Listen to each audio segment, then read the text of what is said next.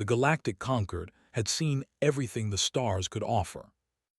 They had mapped 1,000 million worlds, spoken to species made of light, gas, and shadow, and bent the laws of physics into neat mathematical cages. To them, the galaxy was a solved equation, predictable, controlled, safe. Until they found it. At first, it was nothing more than a footnote in a survey file. A small blue planet orbiting a young yellow star, tucked away at the edge of a forgotten spiral arm. The explorers logged it, shrugged, and moved on. There were billions of planets like it, wet, oxygen-rich, and full of noisy life. But then the automated probe sent back a word, a name. Earth.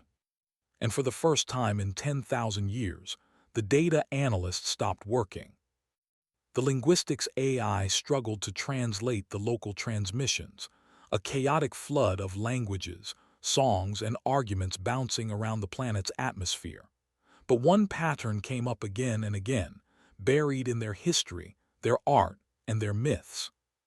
They didn't just call their home Earth, they had another name for it. Terra. The word rippled across the conquered like a virus. It appeared in ancient archives, in dead languages the historians had sealed away. The oldest among them went pale, their scales fatting to white, their voices trembling. No one spoke it aloud at first. Because Terra was not an unknown name, it was a forbidden one. Long ago, before the conquered was born, there were stories told in whispers. Tales of a species that burned their way through the stars, who fought gods and won, who turned suns into weapons and planets into ash. A race so violent, so impossible, that even the ancients destroyed every record of their existence to forget them. They had one name. They came from one world. And that world was called Terra. The idea was ridiculous, of course. Myths. Every civilization had them. The notion that these tiny, primitive bipeds, barely capable of spaceflight, were descendants of the legendary Terrans was laughable. Still, no one was laughing. The council gathered in the Hall of Unity, a shining fortress of glass and gravity fields orbiting the galactic core. There were hundreds of species present, each one ancient in its own right, yet that day they all looked the same, frightened. Grand Speaker Tal, whose people had lived since before light itself, addressed the chamber. "This world," he said, his voice shaking, "cannot be what we fear. The Terrans are myth. This is coincidence." But no one could ignore the evidence. The language was the same. The genetic markers, disturbingly close to the archaeological records from the Forbidden Epoch. And then came the worst part. The probe had recorded sound. They played it. Static, then music, then voices shouting, laughing, crying, all mixed together in chaos. But underneath it, something else. A line from an old human broadcast bouncing endlessly into space, a message from centuries ago. "This is Earth. We are the children of Terra. We are alive." The silence that followed was unbearable. The scientists demanded an expedition. The military demanded a quarantine. The priests of the celestial orders demanded purging fire. But curiosity won. Within weeks, a small diplomatic vessel was dispatched to Saul. It carried an ambassador, a handful of soldiers, and the arrogance of 1,000 empires. They expected another primitive race, one that would kneel before the shining conquered. After all, that was how it always went. Ambassador Velith was the first to see it up close. The blue sphere filled his viewport, oceans glittering like glass, clouds swirling like breath. It was beautiful, too beautiful. And yet, something about it felt wrong. "Reports," he ordered. "Planet rich in water and nitrogen," said his second-in-command. "Oxygen atmosphere, multiple artificial satellites, low-level radio chatter, nuclear capability." Velith smiled thinly. Primitive, how quaint. Then the transmission came through, a simple human broadcast, intercepting their frequency. It shouldn't have been possible. Their encryption was advanced beyond anything pre-FTL life could crack. And yet there it was. A calm human voice, male, confident. Unidentified vessel, this is Earth Command. You are entering restricted space. Identify yourself or we will assume hostile intent. Velith froze. How could they have known the frequency? How could they see them? Before he could respond, the radar flared red. Hundreds of human aircraft, old, crude, and fast, were locking onto their ship. "They're targeting us," cried one of the crew. "Impossible," Velith hissed. "They can't even." The ship shook. A missile streaked past, detonating close enough to rattle the hull. The humans had fired a warning shot. Velith stared out at the planet below, its blue oceans glimmering beneath clouds. For the first time, he felt something that the conquered had forgotten long ago. Fear. He whispered the word that had cursed 1,000 generations. Terra. And deep beneath that blue sky, 8 billion humans looked up at the stars and smiled. Ambassador Velith had expected many things from humanity: confusion, awe, maybe worship. He had not expected to be ignored. When the diplomatic ship finally landed on Earth, it wasn't met by soldiers or scientists. It was met by men and women in dark suits and sunglasses. They didn't bow. They didn't kneel. They simply walked forward, confident, calm, and armed with smiles that didn't quite reach their eyes. One of them, tall, sharp, and calm like a blade, extended his hand. "Welcome to Earth," he said. "I'm Agent Hale. Hope your landing was comfortable." Velith blinked. The gesture was alien to him, but he'd studied enough human customs to know what to do. He reached out one scaled hand and shook the human's. The grip was firm, too firm. "I am Ambassador Velith of the Jar Dominion," he declared, chest puffed proudly. "By authority of the Galactic Conquered, we extend peaceful integration to your species. You are invited to join our great civilization under Conquered guidance for your own." Hale's expression didn't change. "Integration, huh? Sounds like colonization with extra steps." Velith frowned. "We bring unity, prosperity, enlightenment." The humans exchanged a few looks. One woman in a suit snorted softly. Another smirked. "Right," Hale said finally.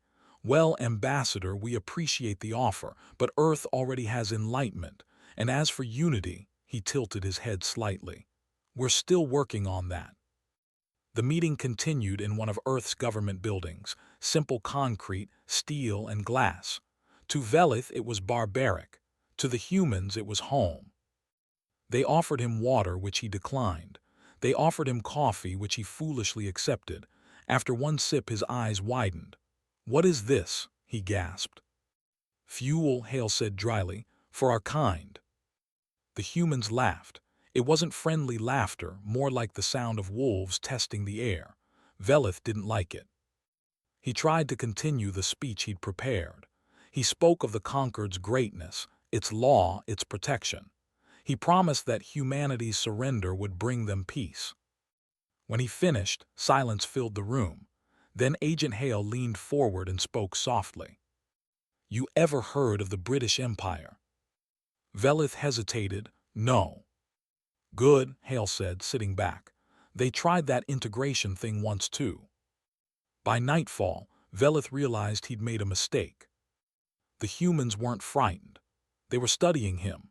Every gesture, every glance, every hesitation, they took it all in like predators memorizing their prey.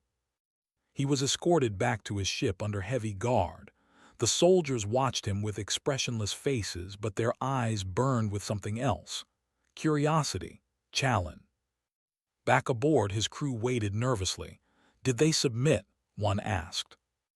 Velith hesitated. "Not yet." "Shall we begin planetary intimidation protocol?" another suggested. He considered it. It was standard procedure: orbit above the target's capital city, cast a shadow across their sky, remind them who held power. "Yes," he said finally, "do it." The Jar warship lifted into the upper atmosphere. Below, the humans scrambled their aircraft, primitive jets and missiles, nothing that could harm them. Velith smirked. But then the targeting alarm screamed. "Multiple locks," shouted the helmsman. "Hundreds." Velith snarled. "Impossible, they can't reach us." The ship shook violently as something exploded against the hull. No serious damage, but close. Too close. "Ambassador," said his second officer, pale. "They fired warning shots." Velith's tail lashed the floor. Primitive apes don't warn the Dominion. Another explosion rocked the vessel, not a direct hit but deliberate, measured, controlled. The humans were playing with them.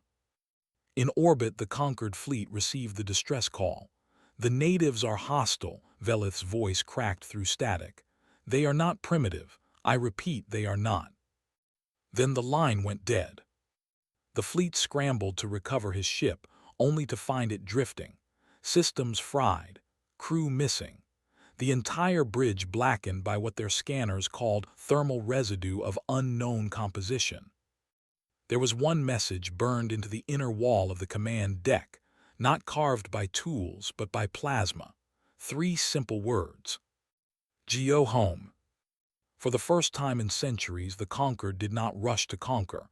They gathered in silence, uneasy. Their fleets were massive, their weapons unmatched. And yet they hesitated. Because this was not how a young species behaved. This was not fear. This was a warning. On a quiet night back on Earth, Agent Hale stood outside, staring up at the stars. He knew they were watching. He smiled anyway. "Come and see," he whispered. "We've been waiting for this." And somewhere far above, 1,000 alien admirals shivered, not from cold, but from something older and deeper. Fear of the dark. Because this time, the dark was looking back. The Galactic conquered could not ignore it any longer. One of their ships was gone. An ambassador captured, killed, or worse, by a species that wasn't supposed to be capable of reaching orbit without setting something on fire. It was unthinkable. It was also apparently true. And that made the conquered angry. Across the stars, governments called for action. "Show of force," said one. "Immediate subjugation," demanded another. The oldest races, those who remembered the old myths, said nothing. They just watched, quietly, nervously. In the end, pride won. It always did. A fleet of 50 ships was sent to Earth system, sleek war machines that could slice through moons. Their orders were simple: make the humans kneel. When the fleet arrived, Earth's moon was the first thing they saw, covered in silver scars from old human machines. Rusting metal flags, dead satellites, the signs of a species that had tried to reach the stars long before it was ready. It should have made them laugh. Instead, it made them uneasy. Their sensors picked up hundreds of signals coming from the planet's surface. Radio chatter, encrypted data bursts. The humans were talking fast, loud, and everywhere at once. The fleet's commander, Admiral Korath, leaned forward. "Prepare the message," she said. A moment later, her voice echoed across every frequency Earth used. "People of Earth, you have violated conquered law. Surrender your leaders and technology immediately. Compliance will be rewarded. Resistance will bring extinction." Then she waited. 5 seconds, 10, 30. Nothing. Just static, and faintly, a human song playing through the noise. Old, cheerful, defiant. And then a voice. "Extinction, you'll have to take a number." The first strike was meant to be a warning shot. A plasma beam cut across the Pacific Ocean, turning water into steam. Tsunami waves tore across coasts. Millions screamed. Humanity broke for a moment. Then it got angry. Every country, every government, every military unit on Earth stopped fighting each other and turned toward the sky. Overnight, enemies became allies. Hackers worked with soldiers. Farmers welded armor plates onto trucks. The internet turned into a war room. And the message that echoed across every human channel was simple: we fight back. The conquered didn't understand. No one ever fought back. When they crushed a world, the world stayed crushed. But humans weren't like anyone else. They didn't wait for orders, they improvised. Within hours, a satellite network built for cell phones became a global radar grid. Civilian drones became guided missiles. Fighter jets, old, loud, and burning oil, flew into orbit strapped to rockets made in garages. The first alien ship to fall didn't fall to a missile or a nuke. It fell because some engineer in Texas hacked its engine from his laptop. By the second day, the conquered realized they were no longer fighting a species. They were fighting a swarm. Every human on Earth had joined the war, one way or another. Students cracked enemy code. Artists painted propaganda that fueled entire cities. Children carried water and messages through blackouts. The whole planet became one living, breathing war machine powered by rage and caffeine. The aliens tried to adapt. Their AI systems analyzed human tactics and failed. There was no pattern, no logic. Humans changed strategy every hour. They fought like chaos itself. Admiral Korath screamed into her command deck, "They have no plan." Her lieutenant replied softly, "Exactly." The fleet tried to retreat on the fifth day. They didn't make it. Human nukes, primitive, yes, but clever, were detonated at precise points. Not to destroy, but to blind. The shockwaves fried alien sensors, and human pilots, flying ancient jets, slipped through the confusion like ghosts. They hit the command ship first. It burned bright, a falling sun streaking across the sky. When it crashed into the Atlantic, the waves carried its metal bones to shore. And that's when humanity realized something incredible. They could win. The last conquered transmission recorded from Earth orbit was broken, terrified static. They're not dying, they don't stop. They laugh while burning. Then silence. In the days that followed, every conquered broadcast was filled with one word, a name. Terra. And those who heard it, those old enough to remember the stories, began to tremble. Because now it was clear. The myths were true. The monsters had returned. And they were human. The smoke of battle hung over Earth for weeks. The oceans boiled in places. The skies shimmered with ash and broken light. And yet, through all of it, humanity stood. Half the planet was gone, cities crushed, continents burning, but the people refused to bow. They buried their dead, wiped their tears, and reloaded their guns. The world had changed. No one prayed for rescue anymore. They became their own saviors. And somewhere beneath the mountains of old Europe, in a bunker that predated the war, a group of scientists stared at a discovery that would change everything. Dr. Elena Reyes hadn't slept in 3 days. Her hands shook as she adjusted the old display screen. "This can't be right," she whispered. Across from her, Commander Hale, the same man who had met the aliens the day Velith landed, leaned closer. "What did you find?" She didn't answer, she just pressed a button. The image flickered to life. It showed an ancient star map, burned into the walls of the bunker. It wasn't human-made. The markings were alien, older than Earth's oldest ruins. "The aliens left this?" Hale asked. Reyes shook her head. "No, we did." They stared at her. She continued, her voice breaking between disbelief and awe. "These symbols match the genetic code from the alien corpses we recovered. Look," she pointed at a sequence, glowing faintly on the monitor. "They thought we were new, but this proves we've been here before." "What are you saying?" Hale asked quietly. Reyes looked up, her eyes hollow. "I'm saying humans didn't evolve here by accident. We were put here, thousands of years ago." The room went silent. "Put here by who?" one of the soldiers asked. Reyes hesitated, then she said it. "By us." She showed them more, records hidden beneath the surface of the moon, deep within the ice of Mars. Messages written in languages humanity had never spoken, signed with one name over and over again. Terran Imperium. An empire so old that even the galaxy had forgotten it. "We didn't start as children of Earth," Reyes said. "We returned here to hide, to heal. The myths were right. We used to rule the stars." Hale stood in silence, the truth sinking in like a weight. "And now," he said finally, "the stars came back to collect the debt." Reyes smiled grimly. "Then it's time they remember who we are." News of the discovery spread like wildfire. It didn't matter if people believed it or not. It gave them something powerful: purpose. The name Terran returned to their tongues like a battle cry.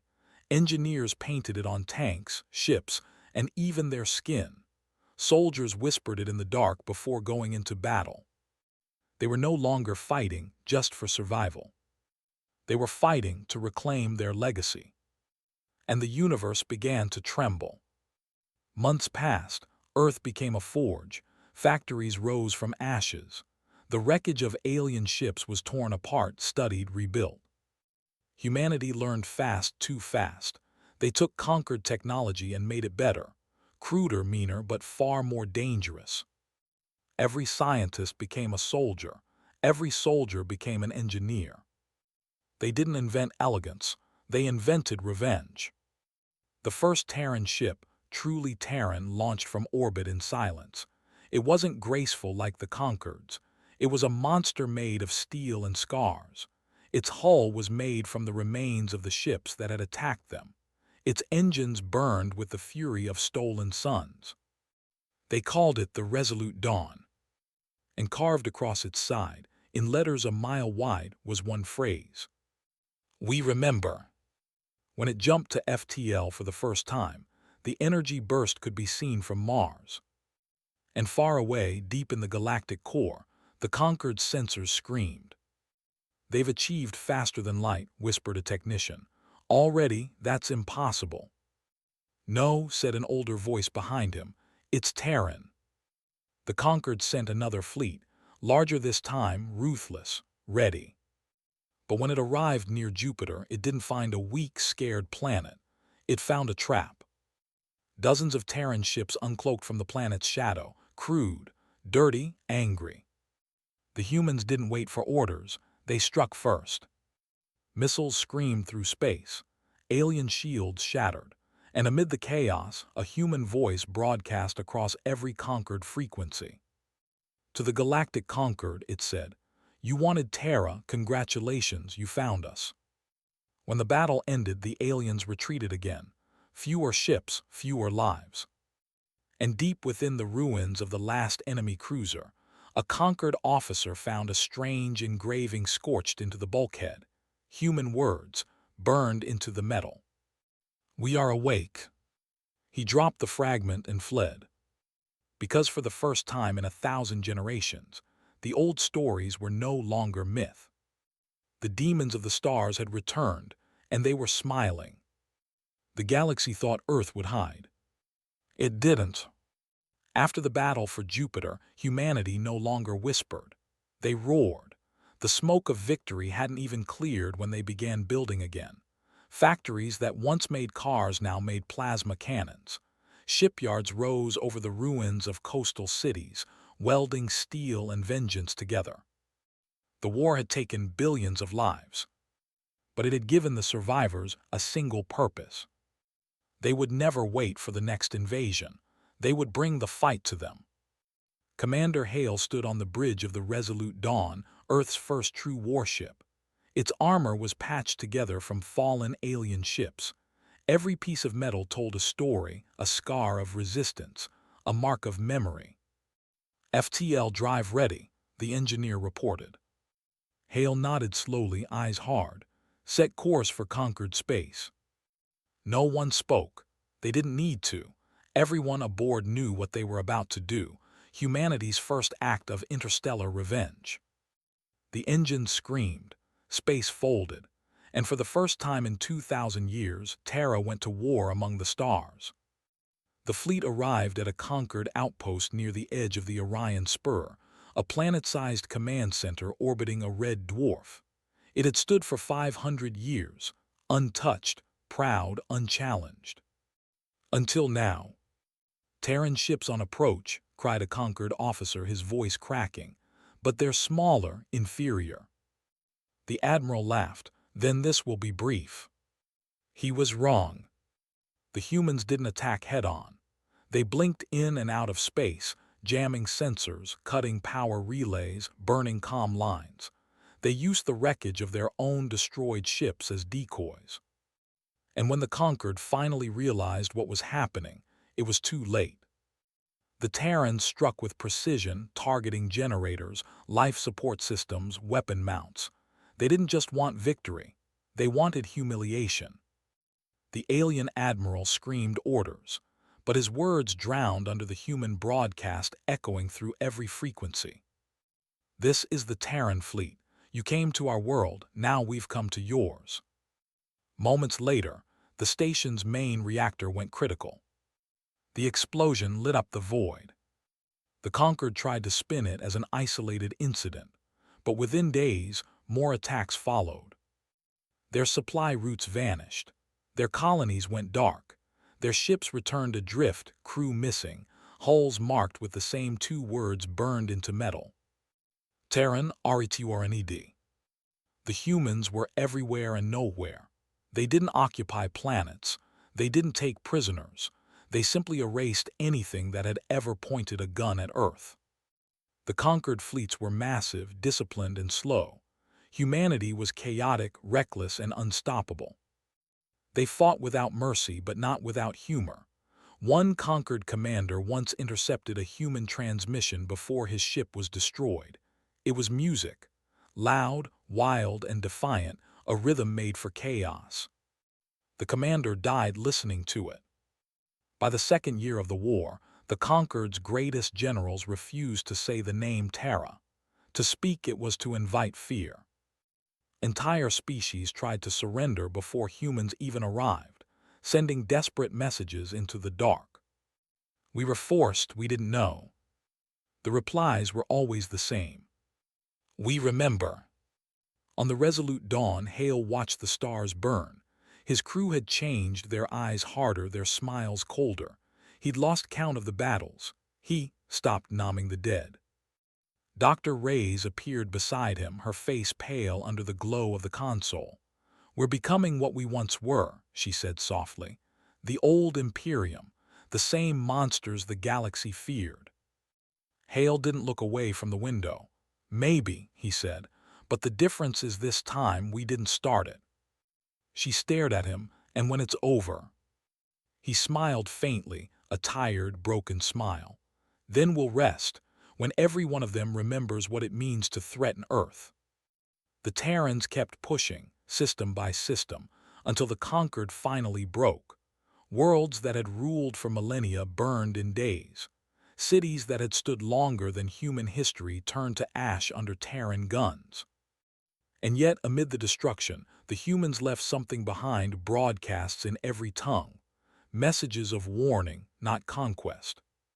"We don't want your worlds. We don't want your people. We want you to remember this, never come for Earth again." The last conquered fleet tried to stand at the edge of their capital system. 200 ships, one final defense. Humanity sent 12. When the battle ended, all 200 alien ships were gone.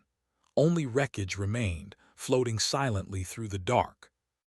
And painted across the hull of the leading Terran warship were words that would echo through history. "The debt is paid."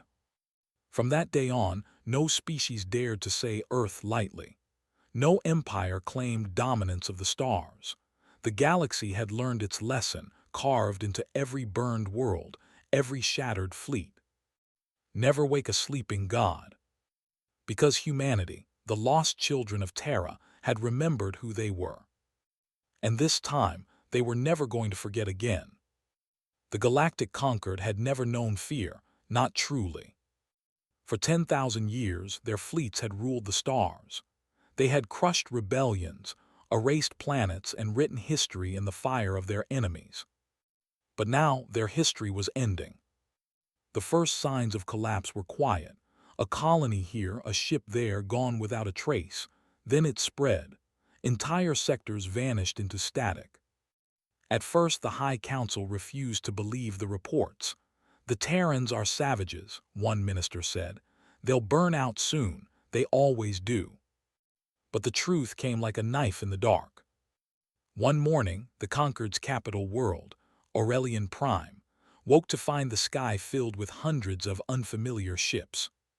Human ships. They weren't sleek or beautiful. They were ugly, scarred, and alive with flame.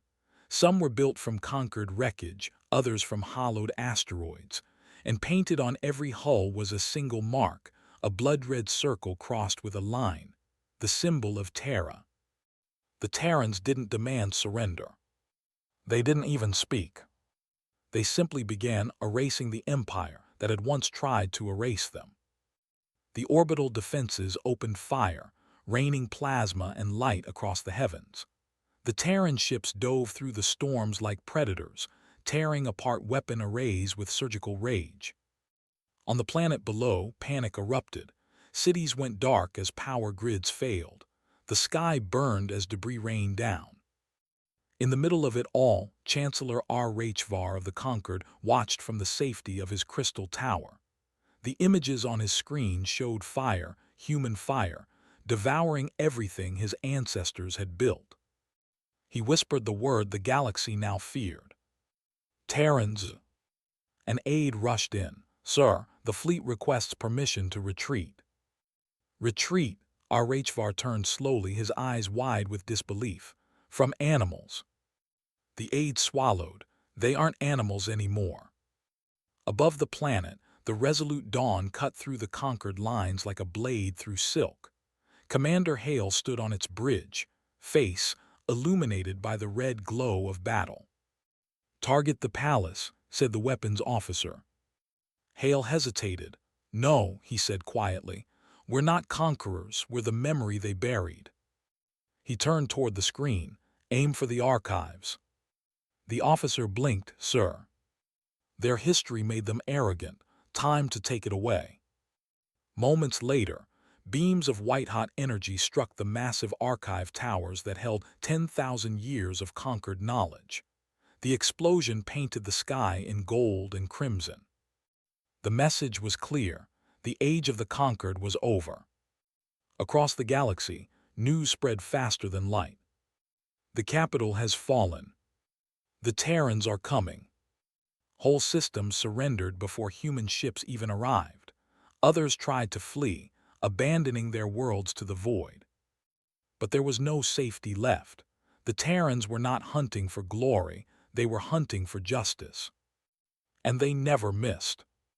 Back on Aurelian Prime, Hale stood among the ruins. Smoke curled through the shattered streets. The great towers that had once reached for the stars now lay in dust. Dr. Elena Reyes joined him, her suit scorched and her face streaked with ash. "It's done," she said. "They're finished." Hale didn't respond. He stared at the horizon where the sun struggled to break through the haze. "No," he murmured. "This isn't victory, it's memory." Reyes frowned. "Then what now?" He looked up at the distant stars. "Now we rebuild, but not like them, not an empire of fear, an empire of choice." She smiled sadly. "And what if they come for us again?" Hale's jaw tightened. "Then they'll find the same thing the Conquered found, a world that refuses to die." In the ruins of the Conquered's central archive, among the shattered glass and ash, a single file survived.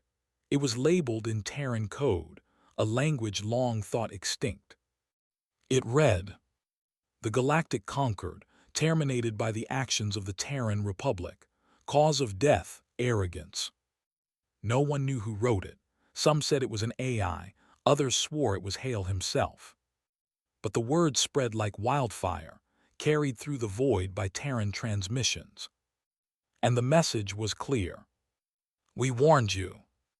In the centuries that followed, the name Terran became legend once again. To some, they were monsters. To others, gods. But to the few who had survived, they were something far worse, the price of forgetting fear. The Conquered's ruins drifted in silence. No songs, no empires, only echoes of a civilization that had thought itself eternal. And far away, on the edge of a new dawn, A single human voice whispered through the stars. For every world that burned, for every child that cried, for every story that was lost, we remember. The stars themselves seemed to shiver. Because now the galaxy truly understood. Humanity wasn't just fighting to live. They were fighting to remind the universe why it should never forget them again. The war was over. The Galactic conquered was gone, reduced to whispers and drifting wreckage. What had once been the voice of the galaxy was now nothing more than static in the dark. But the silence that followed was not peace. It was something heavier, something that waited. On the bridge of the Resolute Dawn, Commander Hale stood alone. The ship drifted in orbit above Aurelian Prime, the fallen capital of the old empire. Below him, the planet glowed faintly, a graveyard wrapped in firelight. He had dreamed of this moment for years. Revenge, justice, retribution. And yet now that it had come, he felt empty. Dr. Reyes entered quietly, carrying a data tablet. Her uniform was torn, her hair streaked with silver. "You should rest," she said softly. "I will," he replied, not looking at her, "when we've made sure it never happens again." She smiled faintly. "You sound like them." Hale turned. "Maybe, but the difference is I remember what that cost." Across the galaxy, chaos unfolded. Without the Conquered's control, entire civilizations were lost. Pirates, warlords, and frightened refugees fought for scraps of power. The stars had fallen silent under Terran's shadow, and the survivors watched Earth with fear and wonder. Some called the Terrans demons, others called them saviors, but no one dared to challenge them. Until one day, a small alien vessel arrived in orbit above Earth, unarmed, unshielded, broadcasting nothing but an old Conquered distress code. Hale himself went to meet them. The alien who stepped out was young, barely an adult by human standards, with trembling hands and wide eyes. He bowed low. "I am of the Lathari," he said. "We were slaves of the Conquered. We came to beg for mercy." Hale studied him in silence. "Mercy," he repeated quietly. "After all that was done to us, you ask us for mercy." The alien shook violently. "Please, we are not them. We only want to live." Hale stared for a long time, and then he did something that stunned everyone watching. He offered the alien his hand. "Then live," he said, "but remember." The alien took the hand, tears in his eyes. "Remember what?" Hale's voice was calm. "That we were merciful once." Word of that moment spread faster than any weapon ever could. For the first time since the war began, the galaxy saw a different side of the Terrans, not the destroyers but the rebuilders. Human fleets stopped their hunts and began sending aid instead: food, medicine, water, power. Where the Conquered had ruled through fear, the Terrans began building through unity. But still the galaxy trembled. The stories never stopped. They whispered in dark corners. "They come from the cursed world." The world with two names. Earth Terra. The name itself had become a wound carved into galactic memory. Decades passed. Humanity spread again, not as conquerors but as guardians. They rebuilt worlds they had once burned. They restored what others had lost. And yet, behind every act of mercy was a reminder carved into steel and stone. "We remember." Every new colony bore that phrase. Every ship carried it. It was no longer just a warning, it was a promise. Humanity had become what the galaxy once feared most.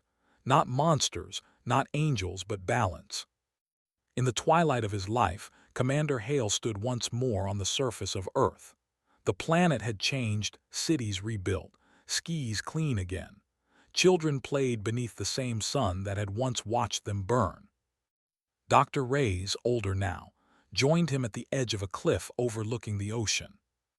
"Do you ever wonder," she asked softly, "what they'll call us 1,000 years from now?" Hale smiled faintly. "Doesn't matter. They'll remember we stood when the galaxy tried to break us." She nodded. "They'll remember Terra." He looked out over the waves, the wind tugging at his coat. Terra, he repeated, our true name. Far beyond the Milky Way, alien historians whispered that name in fear. They wrote of a small, defiant species from a forgotten world, creatures of fire and laughter who refused to die, who turned pain into power and weakness into wrath. They called them the children of Terra. And carved beneath every retelling of their legend was a warning passed down through generations. If ever you hear laughter in the dark, if ever you see a world of blue rise from the void, run, because humanity had not vanished. They had simply gone quiet again, watching, waiting, building. The galaxy had called them demons, gods, and monsters, but in the end, they were something much simpler. They were human. And that, as every empire had learned, was the most dangerous thing in the universe.